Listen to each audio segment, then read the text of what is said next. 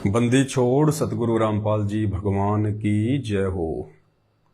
परमपिता परमात्मा, सारी सृष्टि के रचनहार, कुल मालिक, असंख्य ब्रह्मांडों के स्वामी, जगत गुरु, तीनों लोकों में प्रवेश करके सबका पालन पोषण करने वाले राजाधिराज, आत्माधार, नाथों के नाथ, देवों के देव महादेव, सर्वेश्वर महेश्वर, मृत्युंजय, अजरो अमर, आदि अनादि सनातनी प्रभु, जगत पिता जगदीश्वर, श्री श्री 1008 की उपाधि के वास्तविक अधिकारी, अकाल मूर्त, शब्द स्वरूपी राम वासुदेव, सर्वगतम ब्रह्म, परम पूजे, प्रथम पूजे, परम संत, परम पुरुष, परम धनी, परम दयालु, सत्य कबीर, हक्का कबीर, अल्लाहु कबीर, अल्लाहु अकबर, अल्लाह ताला, जगत के तारणहार, जगत के मुक्तिदाता, जगत के जगन्नाथ, हारे का सहारा, हिंदुओं का राम भगवान प्रभु, मुसलमानों के अल्लाह, सिखों के वाहिगुरु, ईसाइयों के मसीह, दया के सागर दया निधि, करुणा के सागर करुणा निधि, असली मर्यादा पुरुषोत्तम, स्वयंभू परिभू, संत शिरोमणि सतगुरु रामपाल जी परमेश्वर जी के चरण कमल में देश विदेश से हम सभी भाई बहनों का अनंत कोटि दंडवत प्रणाम। सत्साई भाई और बहनों, दया परम पिता परमेश्वर जी की, पूज्य गुरुदेव भगवान की विशेष रजा से, उनके विशेष आशीर्वाद से आप और हम सभी भाई बहनों को सोशल मीडिया पर एक दूसरे से रूबरू होने का मौका मिलता है। हमारी आस्था, हमारा विश्वास, हमारी दृढ़ता हमारे पूज्य गुरुदेव सतगुरु रामपाल जी भगवान में लगातार दृढ़ होती जा रही है और ज्यादा से ज्यादा हमने कोशिश करनी है, ज्यादा से ज्यादा हमने ये प्रयास करना है कि भगवान की पहचान होने के बाद, पूर्ण परमात्मा की सतगुरु रामपाल जी के रूप में पहचान होने के बाद में हम जीव आत्माओं का एक ही मकसद होना चाहिए कि कैसे हम परमपिता परमेश्वर को रिझाएं, कैसे हम उनको प्रसन्न करें, कैसे हम उनको खुश करें, क्योंकि ये भगवान खुश होगा तभी हम पूर्ण मोक्ष प्राप्त कर पाएंगे, सतलोक की प्राप्ति हो पाएगी। तो हमने हर वो तरीका, हर वो प्रयास बिल्कुल नहीं चूकना है जिस प्रयास से, जिन कोशिशों से हमारे महबूब सतगुरु रामपाल जी भगवान प्रसन्न हों, खुश हों। दुनिया अभी नाजान है, इन्हें कुछ नहीं पता, ना भगवान का, ना भगवान की परिभाषा का। ये नादान प्राणी हैं, अभी इनके संस्कार इतने मजबूत नहीं हुए हैं कि ये भगवान की पहचान कर सकें, परमात्मा के सत्संग सुन सकें, सत्संगों से निष्कर्ष निकाल सकें। दूसरी तरफ आप और हमारे ऊपर परमपिता परमेश्वर ने वो असीम दया बख्श दी है, अपनी रजा का पिटारा खोल दिया है और स्वयं उन्होंने हमें सद्बुद्धि देकर, आशीर्वाद देकर अपनी स्वयं की पहचान करवा दी है। तो भाई और बहनों, अब इस मानव शरीर को यूज में लेते हुए, क्योंकि मोक्ष के लिए तो केवल मानव शरीर ही है एकमात्र 84 लाख योनियों में, तो अब हमने हर संभव प्रयास करना है कि हम अपने पूज्य गुरुदेव भगवान के जितना नजदीक आ सकें उतना आएं, जितना हम इनको खुश कर सकते हैं उतना हम करें। और भगवान को खुश करने का केवल एक ही तरीका है, बाकी भगवान माया से प्रसन्न नहीं होता, धन से प्रसन्न नहीं होता, भगवान बड़े बड़ा दिखावा करने से प्रसन्न नहीं होता है। भगवान केवल भाव देखता अपने भगत के, भगत की भक्ति देखता है, भगत के गुण देखता है, भगत के श्रद्धा देखता है। तो हमने पूरी कोशिश करनी है अपना परमपिता परमेश्वर जी को प्रसन्न करने की। अभी परमात्मा ने दया बख्शी, दास 5-6 दिन के साथ संगति के लिए भोपाल और बिहार गया हुआ था। भोपाल साथ संगति का तो कल आप जी ने वीडियो देख लिया, जो 30 और 31 अगस्त 2023 को थी। उसके बाद परमात्मा ने बिहार की दया बख्शी, दास बिहार के मुजफ्फरपुर जिले में गया। एक साथ संगति के लिए गया था दास, लेकिन न जाने क्यों परमात्मा ने प्रेरणा नहीं करी, मालिक ने दया नहीं बख्शी और साथ संगति से बेहद नजदीक होने के बावजूद भी दास वहां से लौट के वापस आ गया। एक और जगह है बिहार जहां पे भी साथ संगति होती है, खोपी में। वहां से मैं केवल 60 किलोमीटर दूर था, लेकिन वहां भी परमात्मा ने जाने की प्रेरणा नहीं की। क्यों नहीं करी मुझे नहीं पता इस बात का। दास वहां भी नहीं गया और फिर वापस जयपुर लौट आया। तो बिहार के मुजफ्फरपुर में जब दास गया तो वहां हमारी एक पिंकी बहन रहती है। 2-3 साल हो गए हैं उनको परमात्मा से जुड़े हुए। तो शायद परमात्मा ने दास को उस बहन के पास में ही भेजना था और बहुत कुछ मुझे सीखना था उस बहन से कि कैसे परमात्मा को प्रसन्न करें, कैसा एक भगत का भाव होना चाहिए, अपने गुरुदेव को हम किस प्रकार से लें और कैसे हम उनके नजदीक आने के लिए साफ सुथरे बने, अपने आप को शुद्ध करें हर प्रकार के गुण अवगुणों से, विकारों से। जब तक हम अपने आप को शुद्ध नहीं करेंगे हम परमात्मा के नजदीक नहीं जा सकते। तो बहुत कुछ मुझ पवन दास को अपनी पिंकी बहन से सीखने को मिला। और उस बहन से मुलाकात करने के बाद में, देखो भक्ति मार्ग में कोई छोटा बड़ा नहीं होता है। आप मुझ पवन दास के लगातार 8 साल से वीडियो देख रहे हो, ऐसी ऐसी गूढ़ बातें, ऐसे ऐसे गूढ़ संकेत गुरुदेव के सत्संगों में छुपे हुए आप जी निमित्त मात्र मुझ दास के माध्यम से सुन रहे हो, देख रहे हो। तो आप भाई बहनों को यही लगता होगा कि भाई पवन दास बहुत अच्छा भगत है, पवन दास बहुत बड़ा भगत है, सब भक्तों को पवन दास के जैसा बनना चाहिए। जहां तक मेरी सोच है ज्यादातर भाई बहन यही सोचते होंगे, लेकिन ऐसा कुछ भी नहीं है, ऐसा कुछ नहीं है। हर रिकॉर्ड तोड़ने के लिए बनता है। कोई भी रिकॉर्ड अगर बनता है किसी भी क्षेत्र में, वो रिकॉर्ड हमेशा तोड़ने के लिए बनता है, वो फाइनल रिकॉर्ड नहीं होता है। हालांकि मैंने कभी भी अपने आप को एक अच्छा भगत नहीं समझा, नहीं माना, और हर वक्त मेरी ये कोशिश रहती है कि मैं साध संगति के माध्यम से अपने भगत भाई बहनों के माध्यम से कुछ सीखूं भक्ति मार्ग की बातें, ताकि मैं परमात्मा के नजदीक पहुंचूं, परमात्मा मुझसे प्रेम करें, परमात्मा मुझे उस लायक बनाए जिससे कि मैं सतलोक की प्राप्ति कर सकूं, क्योंकि हमारा मुख्य मकसद तो सतलोक की प्राप्ति ही करना है। तो जब दास बहन के घर गया बिहार में, पिंकी बहन के, तो भाई और बहनों जो भाव भक्ति के प्रति, भगवान के प्रति, एक भगत के अंदर क्या गुण होने चाहिए, किन किन अवगुणों से उसको दूर होना चाहिए, भगत भाई बहनों के प्रति कैसा प्यार और प्रेम होना चाहिए, अपने गुरुदेव के प्रति कैसी श्रद्धा होनी चाहिए, इस दास ने उस आश्रम में जाके बहन के घर में और बहुत कुछ सीखा।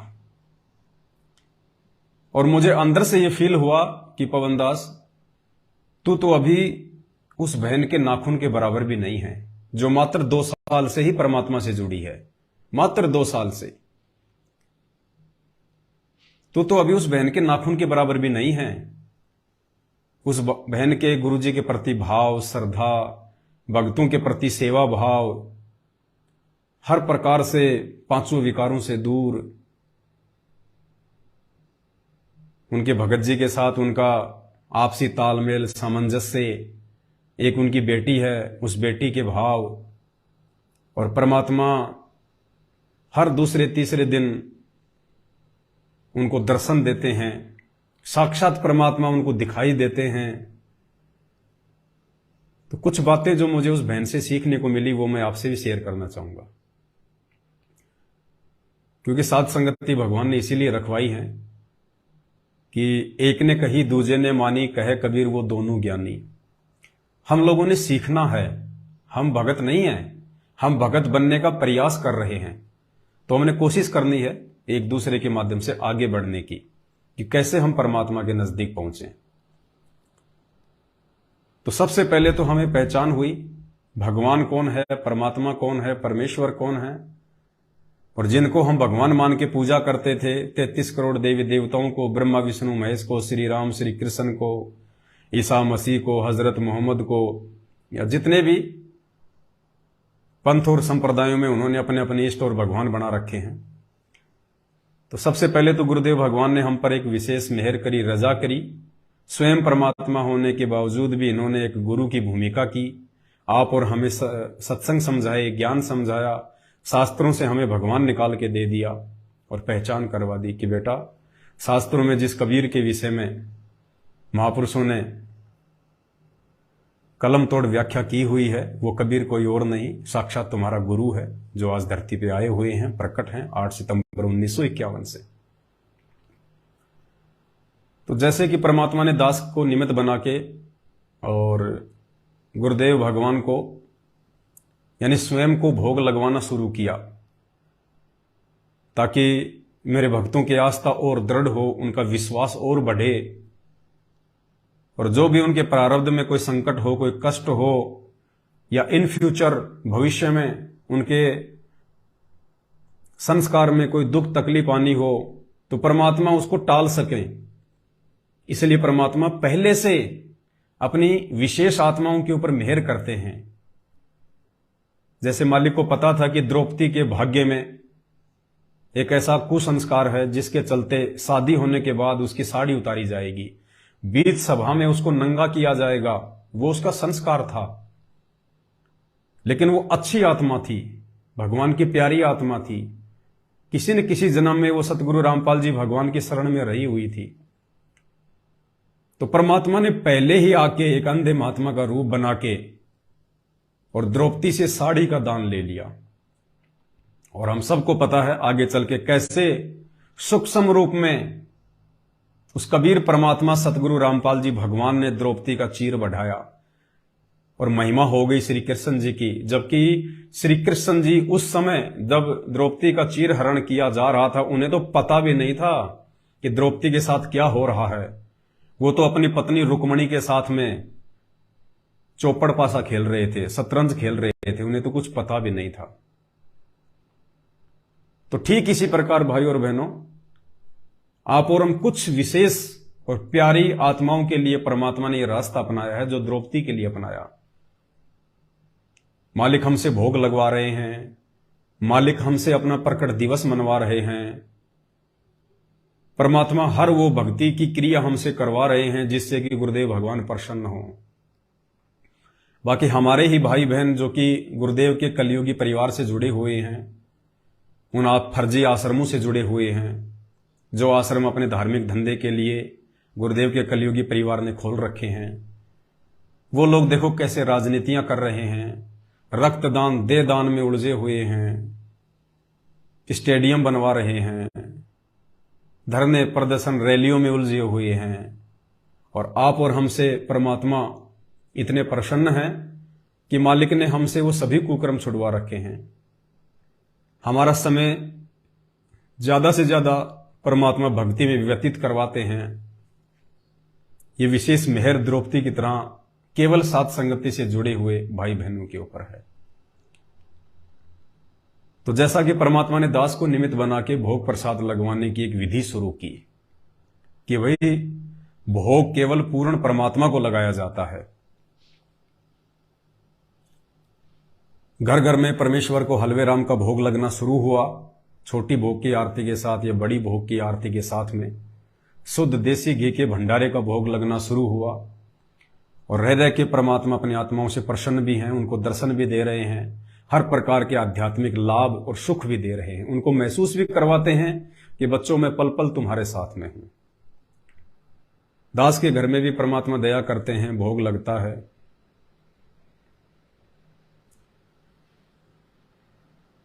तो जब बिहार हम गए तो दास को अंदर से महसूस हुआ कि अभी भी काफी संख्या में भाई बहन केवल देखा देखी में भोग लगा रहे हैं। अभी उनके अंदर से वो भाव प्रकट नहीं हो पा रहे हैं। ठीक है, वो भी अच्छी बात है कि हम देखा देखी में भोग लगा रहे हैं, लेकिन जब तक हम उस क्रिया को अंतःकरण से नहीं करेंगे, एक विशेष जिम्मेदारी मानकर नहीं करेंगे, तब तक हमें उस भोग के लगाने का भी विशेष लाभ नहीं मिलेगा। तो बहन ने बताया कि एक समय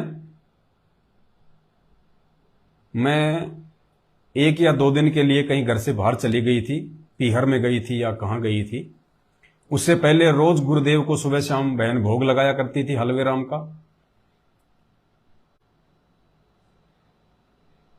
और 2-3 दिन के बाद जब बहन घर पे वापस आई और जब बहन रसोई में गई तो बहन ने बताया कि वहां पे परमपिता परमेश्वर सतगुरु रामपाल जी भगवान बैठे हुए थे। उस रसोई में हमारे पूज्य गुरुदेव भगवान, ये सारी सृष्टि के जगन्नाथ बैठे हुए थे। और बहन ने कहा कि गुरुजी आप रसोई में बैठे हो। तो परमात्मा ने कहा कि बेटी, मैंने 2 दिन से खाना नहीं खाया, मैं 2 दिन से भूखा बैठा हूं बेटी, 2 दिन से मैंने खाना नहीं खाया।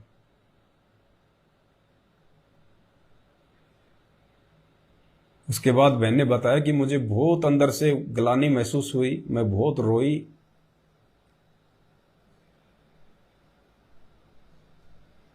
क्योंकि हम तो ये सोच रहे थे कि भाई चलो सुबह शाम फॉर्मेलिटी में गुरुजी को भोग लगा दिया, देखा देखी में गुरुजी को भोग लगा दिया। ये परमात्मा अपने भगत का भोग स्वीकार करने के लिए आता है सूक्ष्म रूप से, जैसे द्रौपदी का चीर बढ़ाया सूक्ष्म रूप से। और जब हम प्रार्थना करते हैं परमात्मा से भोग की थाल आगे रख के कि हे परमपिता परमेश्वर, सारी सृष्टि के रचनहार कबीर परमात्मा सतगुरु रामपाल जी भगवान, आप जी का भोग प्रसाद तैयार है, आप अपनी पवित्र रसना से इसे पवित्र करने की कृपा करें। जब हम ये शब्द कहते हैं कि आप अपनी पवित्र रसना से इसे पवित्र करने की कृपा करें, तो परमात्मा अपनी पवित्र रसना से, अपनी पवित्र जिह्वा से उस भोग को स्वीकार करते हैं। परमात्मा उसको खाते हैं, उसको ग्रहण करते हैं। उसके बाद वो अमृत बनता है, वो प्रसाद बनता है। और उस प्रसाद को खाने से फिर हमारे गीता जी के अनुसार जन्म जन्मांतरों के पाप कर्मों का नाश होता है। वरना अगर भगवान भगत के भोग को स्वीकार ना करे, अपनी पवित्र रसना से उसे पवित्र ना करे, तो हमारे पाप कर्म हल्के नहीं हो सकते, हमारी श्रद्धा, हमारे भाव हमारे गुरुदेव में नहीं बन सकते। तो गुरुजी ने कहा कि बेटी मैं 2 दिन से भूखा हूं, तू कहां चली गई थी, मुझे खाना क्यों नहीं खिलाया।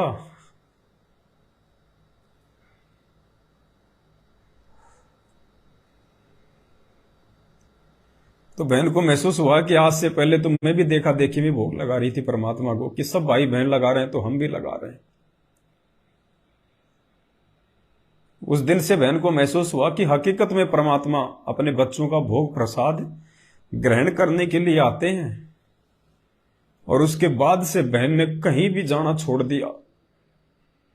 थोड़ी बहुत मोह ममता उसकी जो अपने पियर में थी, अपने माँ बाप की तरफ थी, उनसे मिलने की इच्छा होती थी, बहन ने वहां भी जाना छोड़ दिया कि मेरे भगवान को छोड़ के, मेरे परमात्मा को छोड़ के मैं कहीं नहीं जाऊंगी, अपने घर पे रहूंगी, परमात्मा की भक्ति करूंगी, उनको प्रसन्न करूंगी। और उस दिन के बाद से बहन ने परमात्मा को हृदय से फिर भोग लगाना शुरू किया।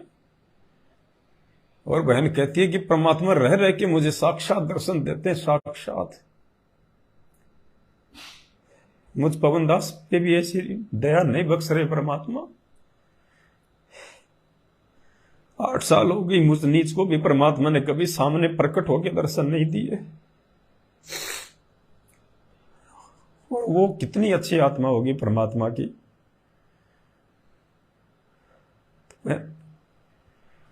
हमने कोशिश करना है उस बहन के जैसा बनने का, उस बहन के जैसे भाव अपने अंदर लाने का। हम देखा देखी में भोग लगा देते हैं, जल्दबाजी में भोग लगा देते हैं, समय पे भोग नहीं लगाते। ये फॉर्मेलिटी सी समझ रहे हैं कि बस सब भगत लगा रहे हैं, अपने भी लगा दो। गुरुजी थोड़ी आते हैं खाने के लिए, खाना तो हमने ही है। ये हमारी भूल है, क्योंकि ये परमात्मा है धरती पर। भाई और बहनों, जैसे हम अपनी छत पे और कबूतरों को हम कोई दाने डालना शुरू कर दें, और 10-15 दिन हमने उन कबूतरों को हमने जो है सुबह सुबह गेहूं डाल दिया, मक्का डाल दी, और रोज वो कबूतर खाने के लिए आते हैं, क्योंकि उनको पता है कि हम वहां जाएंगे तो हमारे को भोजन मिलेगा। रोज वो कबूतर अपने समय पे आके बैठ जाएगा वहां पे, समय पे। और यदि 2 दिन के लिए हम किसी रिश्तेदारी में चले जाएं, किसी काम से बाहर चले जाएं, और हम दाने ना डाल पाए उस दिन, लेकिन वो कबूतर तो अपने निश्चित समय पे आएगा, क्योंकि उस कबूतर को विश्वास है कि मुझे भोजन मिलेगा। और जब वो कबूतर वहां आके छत पे बैठता है, वो देखता है कि 1 घंटा बीत गया, 2 घंटे बीत गए। वो बेचारा भोला पक्षी होता है, वो इस उम्मीद में, इस आस पे बैठा रहता है कि मालिक आएगा, दाने डालेगा, मेरा पेट भरेगा। और वो पूरा दिन बेचारा इसी उम्मीद में भूखा बैठा रहता है वो पक्षी। और जब उसको दाना नहीं मिलता है तो वो दोष उस दाने डालने वाले को लगता है। तो इसी प्रकार पुण्यात्माओं, ये परमात्मा है, हालांकि समर्थ है, ये पूरी सृष्टि को खिला रहा है, ये हमारे भोजन का भूखा नहीं है। ये तीनों लोकों में प्रवेश करके सबका पालन पोषण करता है ये परमात्मा। ये सिर्फ हमारे भाव का भूखा है कि मेरे बच्चे खाली देखा देखी में भोग लगा रहे हैं, या कुछ अंदर से भाव भी हैं उनके। उस दिन के बाद से बहन ने बिल्कुल कहीं भी आना जाना मना कर दिया कि मैं कहीं नहीं जाऊंगी। मेरे परमात्मा से बढ़ के, मेरे गुरु से बढ़ के ना मेरे माँ बाप हैं, ना मेरे रिश्तेदार हैं। मेरा घर ही मेरा आश्रम है, और यदि मुझे कहीं जाना भी पड़ गया तो मेरे भगवान को भोग लगा के जाऊंगी, और शाम को वापस आके भोग लगाऊंगी। मेरे परमात्मा को खाना खिलाने के समय पे मैं वापस आऊंगी। तो एक तो हमने ये बहुत बड़ी सीख उस बहन से लेनी चाहिए कि हम देखा देखी में भोग ना लगाएं गुरुदेव को। ये परमात्मा है, और ये आता है भाई बहनों, आता है।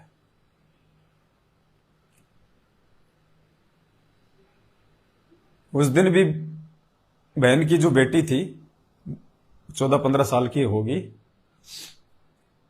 परमात्मा ने जब वहां पे 2 दिन की साथ संगति रखवाई, सारा दिन पूरी रात 24 घंटे परमात्मा के ज्ञान आधार से चर्चा मालिक की, और कोई बात नहीं, कोई घर की बात नहीं, कोई खेत खलिहान की बात नहीं, कोई बच्चों की बात नहीं, कोई रिश्तेदारों की बात नहीं, केवल सतगुरु रामपाल जी भगवान की बातें, उनकी महिमा, उनकी चर्चा। उनको नहीं पता था तो परमात्मा ने दास को निमित्त बनाया, दास को नहीं पता तो मालिक ने बहन को निमित्त बनाया। हमारे एक उमेश भगत जी भी आए हुए थे, वहां पास के ही हैं, 2-4 भगत जी आए हुए थे। तो भगत तो परमात्मा की चर्चा ही करेंगे। तो बहन की बेटी को गुरुदेव भगवान ने साक्षात, जहां पे उनका दरबार लगा हुआ है, परमात्मा ने बहन को साक्षात दर्शन दिए। और बहन ने सुबह उठ के बताया कि आज गुरुजी बहुत प्रसन्न हैं, जो हम परमात्मा की चर्चाएं कर रहे हैं इस घर में 2 दिन से।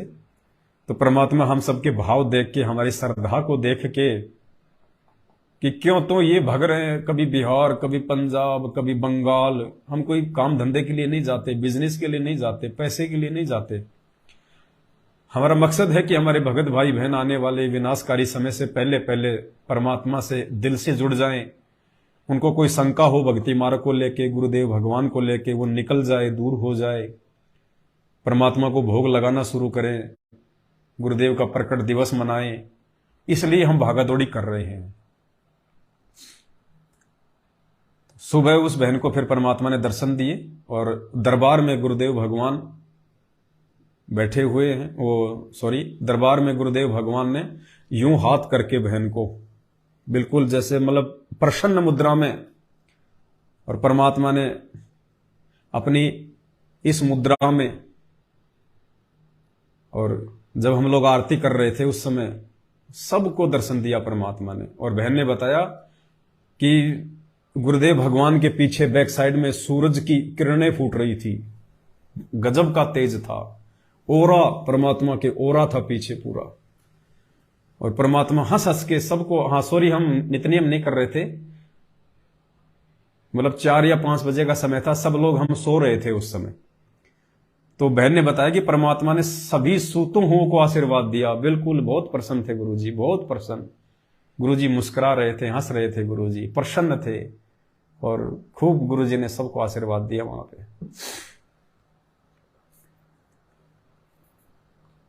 दूसरी बात,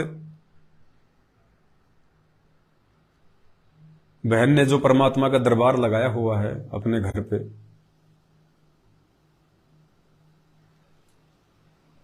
तो बहन ने एक बेड बनवाया है परमात्मा का, बेड पूरा बिल्कुल नया बेड, कोई सेकेंड हैंड नहीं, किसी का यूज किया हुआ नहीं, बिल्कुल नया बेड लेके आई है बहन परमात्मा का, चारपाई टाइप में।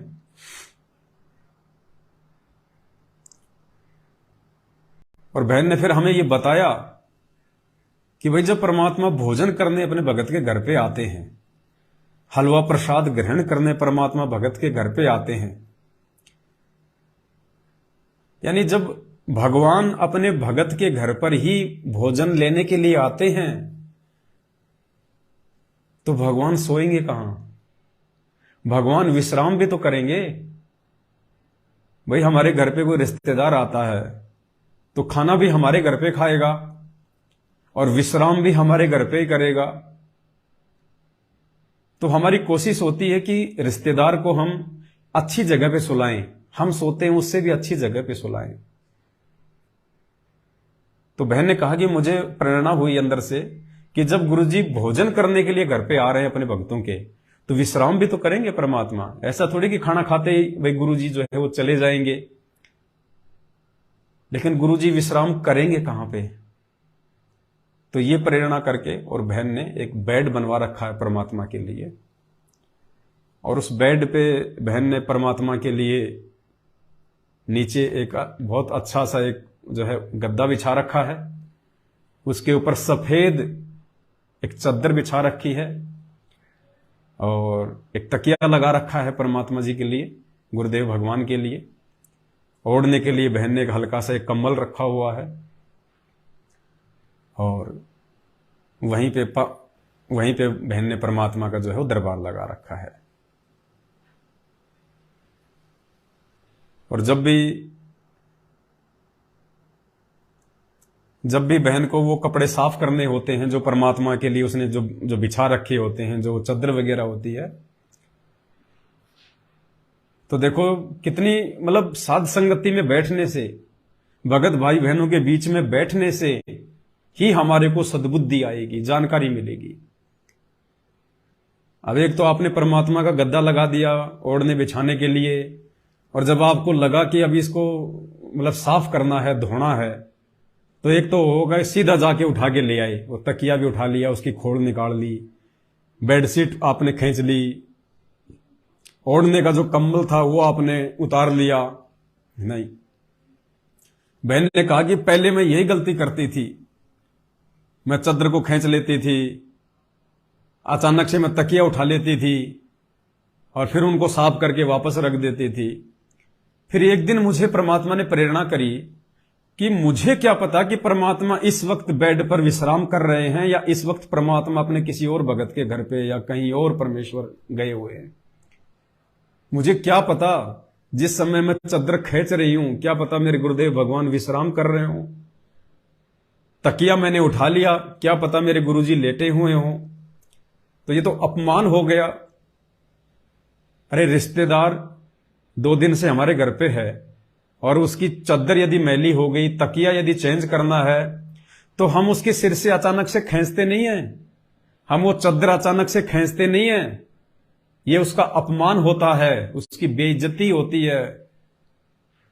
तो बहन को फिर परमात्मा ने प्रेरणा की, और अगली बार जब बहन ने परमात्मा के लिए दोबारा उन कपड़ों को साफ करने के लिए जब उनको उतारना चाहा, तो पहले दरबार में परमात्मा को दंडवत प्रणाम किया और फिर घुटने टेक के बेड के पास में बैठ के हाथ जोड़ के बहन ने कहा कि हे परमपिता परमेश्वर, हे पूज्य गुरुदेव भगवान सतगुरु रामपाल जी भगवान, हे परमात्मा, हे मालिक, दासी चाहती है कि आपके वस्त्रों को साफ कर दिया जाए परमात्मा, तकिए के खोल चेंज कर दी जाए परमात्मा, आपका जो कंबल है जो ये ओढ़ने का है परमात्मा, परमात्मा दासी इसको साफ करना चाहती है परमेश्वर, हे परमात्मा, दासी ये कपड़े ले रही है परमेश्वर, आप दया करना। उसके बाद में फिर बहन ने प्यार से वो कपड़े उठाए आराम से, और फिर बहन ने उनको धोके साफ करके फिर वापस परमात्मा का लगा दिया। तो बहुत कुछ चीजें हमने सीखने को मिलती हैं भगत भाई बहनों से। अरे दुनिया भाई और बहनों, जिनको ना भगवान का पता है, जिनको ना कोई असली सतगुरु मिला हुआ है, और आप वृंदावन में, मथुरा में, काशी में जाके देखो, आप महंगे महंगे सोने के, चांदी के, पित्तल के उनके बेड, छोटे छोटे झूला झुलाने के लिए, उन पत्थर की मूर्तियों को, उन गुड्डे और गुड्डियों को, और कितने भाव हैं उनके, ज्ञान से नहीं है, पिछले संस्कारों से उन आत्माओं के भाव उन मूर्तियों में हैं। जबकि ना उनके घर पे वो भगवान है, ना श्री कृष्ण है, ना राम है, ना लड्डू गोपाल है, ना राधा है, ना कृष्ण है, कुछ नहीं है, केवल मूर्तियों में सिमट है और कुछ नहीं है। लेकिन उनके भी आप भाव देखो, उनके भी पिछले संस्कार देखो आप। जब वो उन पत्थर की मूर्तियों के साथ में ऐसा बर्ताव करते हैं, इतना प्रेम से भाव विभोर होके, जब वो उनको नए कपड़े पहनाते हैं उन मूर्तियों को, उनकी आंखों में आंसू आ जाते हैं, उनको मुकुट पहनाते हैं, उनको भोग लगाते हैं। अरे आप और हमें तो पत्थर का भगवान नहीं, जिंदा परमात्मा मिला, जिंदा परमात्मा।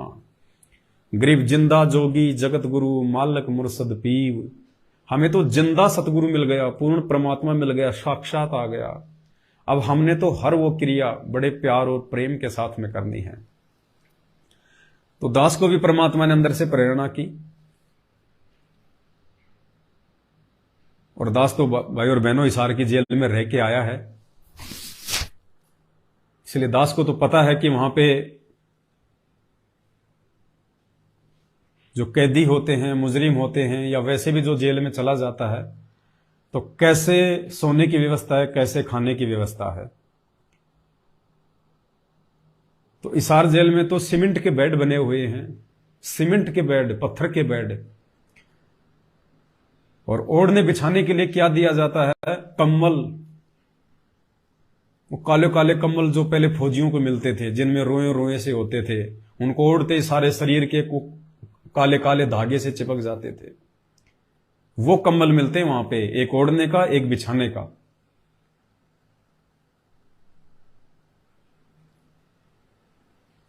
और दास के पास में कल हिमाचल से विजय भगत जी का फोन आया था, परसों, हिमाचल के कांगड़ा से विजय दास जी हैं। तो कल परसों उनको परमात्मा ने सौपन में बहुत कुछ बताया, मालिक ने, आगे की अपने जेल से बाहर आने की क्या प्रोसीजर है, और आने वाले दिनों में हम सत्सेवकों ने क्या करना है, क्या नहीं करना है। परमात्मा ने उस आत्मा पे दया बख्शी, बिल्कुल हकीकत, सपना नहीं था। उनकी बातें सुनते सुनते मुझे भी रोना आ गया। वो ऑडियो में नहीं डालूंगा संगत में, क्योंकि वो विशेष ऑडियो है, वो सपना नहीं था, वो हकीकत है।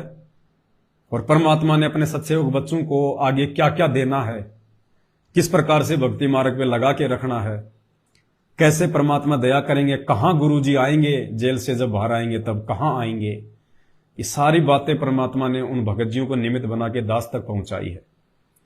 तो ऑडियो तो मैं सार्वजनिक नहीं करूंगा, बहुत विशेष ऑडियो है।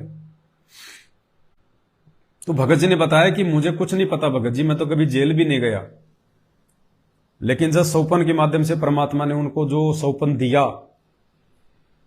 और एक जज उनको जेल में लेके जाता है, तो भगत जी ने कहा कि मैंने देखा कि मैं तो कभी जेल गया भी नहीं, लेकिन मैंने देखा कि वहां पे गुरुजी एक सीमेंट का बेड बना हुआ था, सीमेंट का बेड, और उस पे गुरुजी बैठे हुए थे। तो दास समझ गया तुरंत कि भाई ये सपना नहीं है। जिस व्यक्ति ने कभी जेल देखी नहीं, जेल में कैसा रहना खाना है जिसको मालूम नहीं है, जो बहुत ही भोली आत्मा है। और वो कह रहा कि जब मैं जेल में गया तो गुरुजी एक छोटे से कमरे में, क्योंकि गुरुजी को स्पेशल सिक्योरिटी सेल में रखा हुआ है, अलग से मतलब चक्कियां होती हैं। एक होता है ब्लॉक, ब्लॉक में तो 100-200 लोग एक साथ रहते हैं, और एक जेल में बोलते हैं चक्कियां। चक्की मतलब छोटे छोटे कमरे जिनमें 1 या 2 ही लोगों को जो है वो रखा जाता है। तो बोला गुरुजी एक छोटे से कमरे में है और सीमेंट का बेड है, उसके ऊपर गुरुजी बैठे हुए हैं। तो दास समझ गया कि भाई ये हकीकत है, ये सपना नहीं है, क्योंकि वहां सीमेंट के ही बेड है। दास जाके आया है।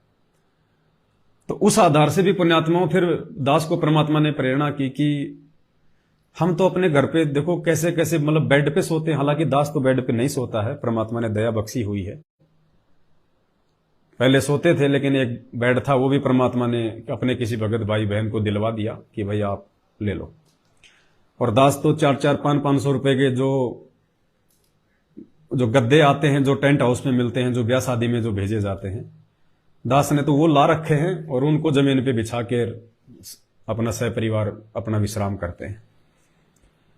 तो फिर दास को भी परमात्मा ने प्रेरणा की कि हकीकत है कि गुरुदेव सीमेंट के बेड पर ही सोते हैं जेल में। तो अभी 8 सितंबर आ ही रहा है। पहले परमात्मा ने कपड़ों की दया बख्शी थी आप और हमारे ऊपर, मालिक ने सौपन में दर्शन देके। तो सभी भाई बहनों की सेवा के सहयोग से उसमें सबका सहयोग हो गया। जितने भी भगत भाई बहनों ने जो सहयोग जो किया हुआ है इन 8 वर्षों में, दास को जो भी सहयोग किया है आर्थिक रूप से, जिसने जितना सहयोग किया है उसी हिसाब से अब हम 8 सितंबर को परमपिता परमेश्वर सतगुरु रामपाल जी भगवान को जो वस्त्र हम जो भेंट करेंगे, जो परमात्मा ने सौपन में हमें आदेश दिया, तो सभी भाई बहनों ने मिलके परमात्मा जी के लिए एक कुर्ता पायजामा और एक पैंट शर्ट, एक टोवेल, 2 बनियान, इस प्रकार से परमात्मा ने पूरा सेट कपड़ों का जो है वो तैयार करवाया है। तो आज 6 तारीख है। अभी दास जाके जो है वो कपड़े ले आएगा, वो सिल गए होंगे। लाने के बाद उन कपड़ों को हम धोएंगे। पहले धोने के बाद में फिर उन पे आयरन करेंगे। उसके बाद में फिर 8 सितंबर को हम परमपिता परमेश्वर को भोग की आरती के बाद में हम परमात्मा को भेंट करेंगे। और मालिक ने फिर दास को यह भी प्रेरणा की उस बहन के माध्यम से कि गुरुदेव भगवान जेल में सीमेंट पर सो रहे हैं। हालांकि ये परमात्मा है, उन्हें कोई ऐसा सुख दुख का अनुभव नहीं होता है, क्योंकि वो शहंशाह है, वो राजा है। वो ऐसी लीलाएं परमात्मा केवल अपने बच्चों की भक्ति जगाने के लिए करते हैं। क्योंकि हम देखो, हम जीव हैं, हमारे अंदर 5 विकार हैं, ज्यादा नहीं तो थोड़े 5 विकार हमारे अंदर हैं। फिर उनकी 25 जो प्रकृतियां हैं वो भी हमारे अंदर हैं। हम भावों में भावित भी हो जाते हैं, जैसे बात करते करते आंसू आ गए। तो ये एक भाव है, ये एक उन 5 विकारों की एक प्रकृति है। उन विकारों को अब हमने भगवान की तरफ मोड़ना है। मन हमको बिगाड़ता है, लेकिन गुरुदेव ने क्या कहा कि मन को तुमने अपना मित्र बनाना है, फिर ये तुम्हारा भक्ति में सहयोग करेगा। तो इन 5 विकारों को और इनकी प्रकृतियों को हमने धीरे धीरे सांसारिकता से हटा के भक्ति मार्ग की तरफ अग्रसर करना है। तो परमात्मा भी हमारे भावों के अनुसार, यानी हम जीवों की सोच और विचार के अनुसार ही खेल खेलता है, वो लीला करता है परमात्मा। मालिक को पता है कि जीव है, ये सेंटिमेंटल भी होता है, ये भावों में भावित भी हो जाता है। हर प्रकार से परमात्मा ने जैसे रोचक, भयानक और यथार्थ 3 प्रकार की वाणियों के माध्यम से जीव को समझाया है। तो परमात्मा हमें भाव विभोर भी करते हैं अपने शब्दों से, अपने वचनों से। खुद सत्संगों में भी सतगुरु रामपाल जी भगवान कई बार अपनी आंखों से आंसू निकाल देते थे, भाव विभोर हो जाते थे, रोने लग जाते थे, क्योंकि मालिक को पता है कि कुछ बातें इनको इसी प्रकार से समझाई जो है वो जा सकती हैं। तो हालांकि वो तो परमात्मा है, सतलोक का राजा है, जिसने पूरी दुनिया को, राजा महाराजाओं को, देवी देवताओं को जिसने ये सुख दिए हुए हैं। ये मालिक की रजा से ही ये ब्रह्मा विष्णु महेश काल महाकाल सब सुख भोग रहे हैं। ये पूरी दुनिया के राजा लोग, मंत्री लोग सब सुख उस परमात्मा के आशीर्वाद से भोग रहे हैं। उनकी भक्ति के प्रतिफल में आज उनको वो मलाई खाने को मिल रही है। उनके पिछले जन्मों की भक्ति से आज वो राजा महाराजा बने हुए हैं। लेकिन फिर भी हम भक्ति मार्ग में हैं, हमने अपने गुरुदेव को हर प्रकार से महत्व देना होगा। तो मालिक को दास ने प्रेरणा की कि हम भी चूंकि परसों परमात्मा का प्रकट दिवस है, आज 6 तारीख है, 6 सितंबर है, तो आज सुबह ही परमात्मा ने दास के अंदर ऐसे भाव नित्य नियम के समय प्रकट किए कि क्योंकि दास के पास में भाई बहनों की सेवा होती है, तो दास के माध्यम से जो चीज होगी वो सभी भाई बहनों की सेवा लग जाती है उसमें। तो बहन का तो अपना पर्सनली मैटर था, जो भी परमात्मा के लिए बेड लेके आई, लेकिन यहां जब परमात्मा के लिए ऐसा बेड आएगा, कोई भी सामान यदि आता है तो वो सबकी सेवाओं में काउंट होता है, सबका उसमें हिस्सा हो जाता है, उसमें सबकी सेवा लग जाती है उसमें। और ये हकीकत भी है, जितने हम अपने परमात्मा के नजदीक जाएंगे उतना ही परमात्मा हमारे जो है वो नजदीक आएंगे। तो आज 6 सितंबर है, अभी दास परमात्मा को दंडवत प्रणाम करके उन्हीं की सत प्रेरणा से, उन्हीं का आदेश समझकर, और अभी एक अच्छा सा बेड जो है सभी भाई बहन मिलके हम परमात्मा की सेवा में लेके आएंगे, अच्छा बेड लाएंगे, क्योंकि भगवान है और इनको तो जितना समर्पित कर दिया जाए उतना थोड़ा है। तो दास देखेगा जितना भी आ जाए, क्योंकि भगवान है और मालिक कहते हैं तन मन धन सब तेरा, और तेरा तुझको अर्पण क्या लागे मेरा। हमें परमात्मा ने जो दे रखा सब कुछ उन्हीं का है, आपको जो भगवान ने दे रखा सब कुछ उन्हीं का है, गुरुदेव का है, हमारा कुछ नहीं है। और उनका यदि उनको पाई पाई भी समर्पित कर दी जाए तो भी थोड़ा है। तो कोई छोटा मोटा तो संत है नहीं, ये तो स्वयं साक्षात गोविंद हैं। गोविंद असली लड्डू गोपाल हैं, असली लड्डू गोपाल, असली झूलेलाल, असली झूलेलाल, ये है असली मर्यादा पुरुषोत्तम, असली वासुदेव। और इनकी जितनी सेवा हो जाए उतनी थोड़ी है। तो अभी दास परमात्मा को दंडवत करके बाजार में निकलेगा, और जैसे भी परमात्मा दया करेंगे सभी भाई बहनों की तरफ से ये दास परमात्मा के लिए बहुत मतलब ऐसा बेड लाएंगे परमात्मा के लिए कि हमारी औकात से बाहर, चाहे 1 लाख रुपए का बेड आए, हम परमात्मा जी के लिए बहुत मुलायम, मखमल, साफ सुथरा बिल्कुल एक बेड दास लेके आएगा। केवल परमेश्वर का ही होगा, परमेश्वर के लिए होगा। और जब तक परमात्मा बाहर आने की दया नहीं करते हैं तब तक वो बेड दास की झोपड़ी पे परमात्मा की सेवा में रहेगा। उसी प्रकार परमेश्वर के विश्राम के लिए तैयार किया जाएगा। और जैसे ही हमारे गुरुदेव भगवान आ जाएंगे, परमात्मा आ जाएंगे, जहां भी आएंगे हम परमेश्वर की सेवा में उनके विश्राम के लिए वो चीज हाजिर कर देंगे। जो भी दास के पास में सुई से लेके हाथी तक जो भी सामग्री है सेवा के लिए, सारी की सारी परमेश्वर के चरणों में सप्रेम भेंट कर दी जाएगी। उसके बाद वो बेड हम परमपिता परमेश्वर जी को साक्षात उनके विश्राम के लिए समर्पित करेंगे, फिलहाल उनके सूक्ष्म विश्राम के लिए, और ताकि हम सभी भाई बहनों की सेवा लग जाए और परमात्मा हमसे खुश हो, हमसे प्रसन्न हो, तो परमात्मा दया बख्शेंगे। तीसरी बात, दास जब बिहार में गया हुआ था मुजफ्फरपुर में, तो खोपी पड़ता है पास में, खोपी को जिला है या शहर है मुझे नहीं पता, वहां पे हर महीने या हर 15 दिन में कोई साथ संगति वगैरह होती है। काफी समय से वो दास को कह रहे थे भगत जी आप आओ, भगत जी आप आओ, लेकिन दास 6 साल से बिहार जा ही नहीं पा रहा था। अभी दास जैसे बिहार गया तो दास का यह था कि दास सभी से मिलके आएगा, लेकिन वहां जाने के बावजूद भी दास की वहां जाने की प्रेरणा नहीं हुई। पुण्यात्माओं, कहीं ना कहीं खोपी में जो साथ संगति हो रही है वहां पे या तो ज्ञान आधार की कमी है या फिर मर्यादाओं में कोई त्रुटि है, वरना ऐसा हो ही नहीं सकता कि भाई दास वहां ना जाता। लेकिन दास नहीं जा पाया, चाहकर भी नहीं जा पाया, इच्छा ही नहीं बनी, और उसका जो कारण था वो भी दास को मालूम हो गया। फिर देखो परमात्मा फिर महसूस भी करवा देते हैं।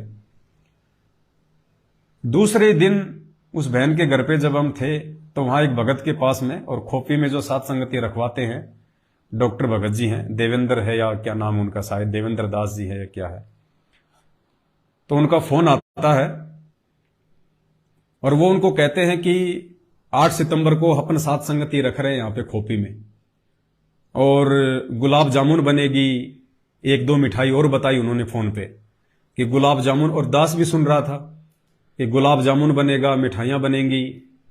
जबकि परमात्मा दास को निमित्त बना के हर बार यही बुलवाते हैं कि हमने पाखंड नहीं करना, हमने दुनिया की तरह देखा देखी नहीं करनी, साधु भूखा भाव का, ये मिठाइयों का भूखा नहीं है परमात्मा।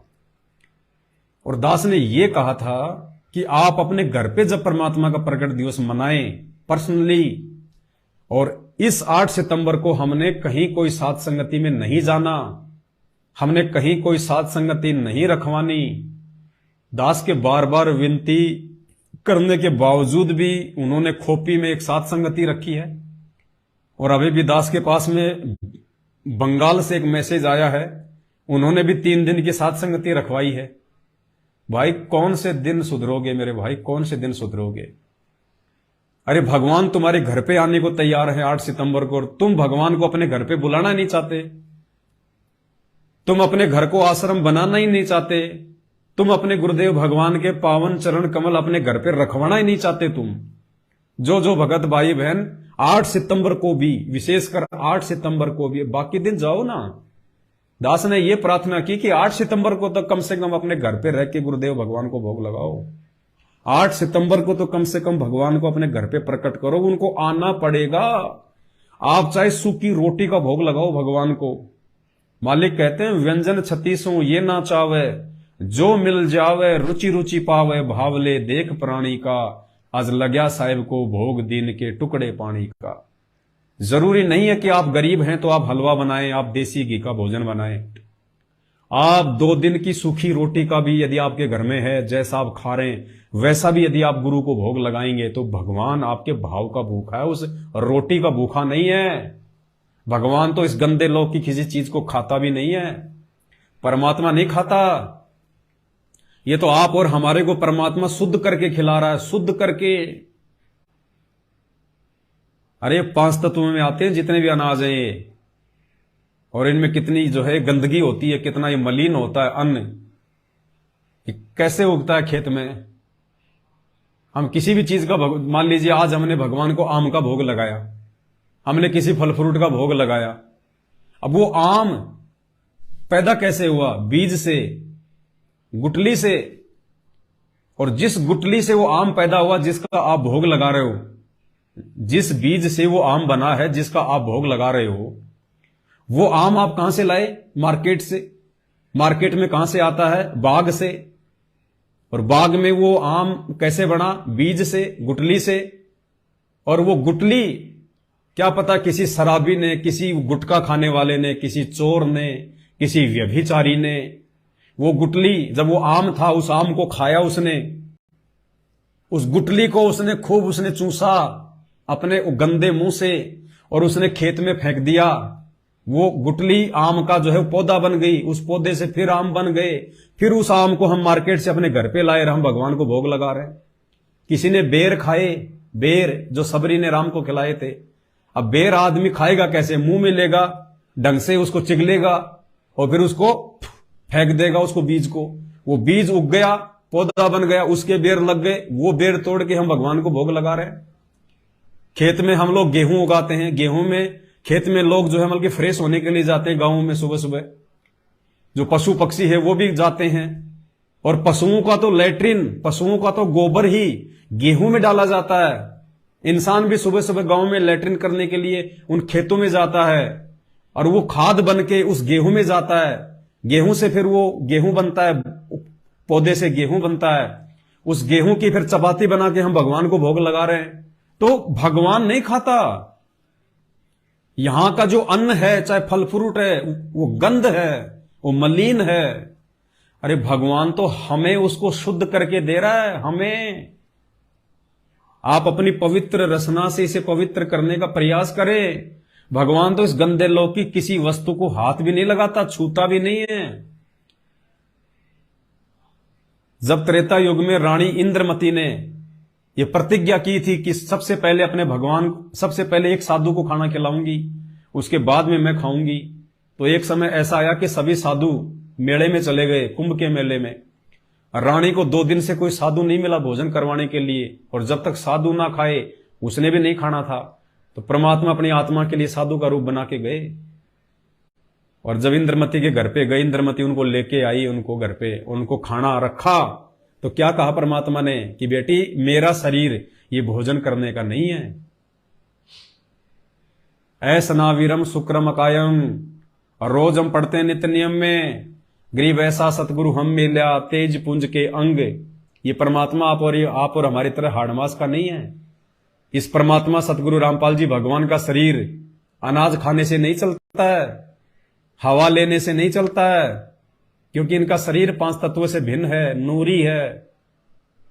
ये परमेश्वर तो हमारी जो है प्रार्थना पर, हमारी विनती पर कि गुरुदेव भोग लगाइए, उस गंदे अनाज को जिसमें त्रुटियां हैं, जो मलिन है, जो झूठा है, उस अन्न को परमात्मा सूक्ष्म रूप में जो है ग्रहण करके, यानी अपना आशीर्वाद देके आप और हमारे लिए परमात्मा उसको शुद्ध करते हैं। परमात्मा नहीं खाते, आप और हमारे लिए उसको ग्रहण करके परमात्मा जो है शुद्ध करते हैं। कैसे? जैसे कोई मंत्री, प्रधानमंत्री कहीं बाहर चला जाता है, किसी रैली में, किसी मीटिंग में, तो लोग उसके स्वागत में फूलों के गुलदस्ते ले लेके आते हैं, मालाएं ले लेके आते हैं। तो प्रधानमंत्री क्या करता है? उन मालाओं को स्वीकार कर लेगा, प्रधानमंत्री वो गुलदस्ते फूल के भेंट कर लेगा, लेकिन वो अपने घर के लिए नहीं लेता, वो स्वयं के लिए नहीं होते, उसके घर पे तो ऑलरेडी है। वो तो केवल सामने वाले का मान रखने के लिए, वो जो इज्जत के साथ में, जो सम्मान के लिए, उसके स्वागत में जो फूल माला और जो गुलदस्ते उस प्रधानमंत्री को दे रहा है, केवल उसका मान रखने के लिए, उसकी इज्जत रखने के लिए, कि इसका ये दिल ना टूट जाए, वो प्रधानमंत्री एक हाथ से लेगा और पीछे देता रहेगा, लेता रहेगा, देता रहेगा, और वहीं पे फेंक दिए जाते हैं। वो अपने घर पे लेके नहीं आता प्रधानमंत्री।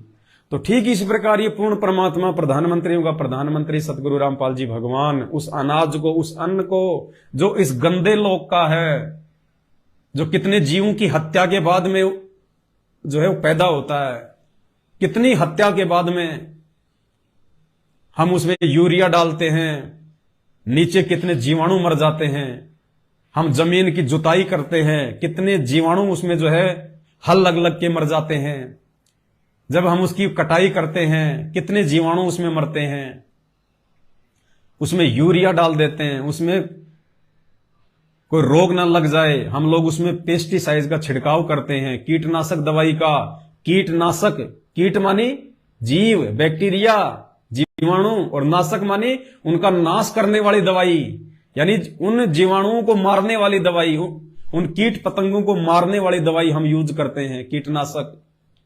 तो भगवान उस हत्या के अनाज को खाएगा? जिस अनाज पे भगवान के बच्चों की, उनके, क्योंकि 84 लाख योनियां सब परमात्मा की आत्मा है, बताओ भगवान उस अनाज को खाएगा इस गंदे लोक में आके? वह अरे वो तो शब्द रूपी भोजन खाता है। परमात्मा अपने शब्द में कहते हैं ना, आज मोहे दर्शन दियो जी कबीर, अमृत भोजन म्हारे सतगुरु जी में, अमृत भोजन म्हारे सतगुरु जी में, अमृत भोजन म्हारे सतगुरु जी में, वो शब्द दूध की खीर, आज मोहे दर्शन दियो जी कबीर। वो तो शब्द दूध की खीर खाता है परमात्मा, शब्द रूपी आहार करता है परमात्मा। सतगुरु रामपाल जी भगवान का शरीर आप और हमारी तरह हाड़ मांस का नहीं है।